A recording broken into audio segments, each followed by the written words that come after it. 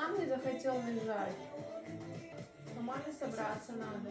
Если босиком подойду перед сном, плачь, смотри, у него глаза твои. Эу! Сейчас, подожди, Матвей. А кто сосу выплюнул? Сейчас. Классно покрасились.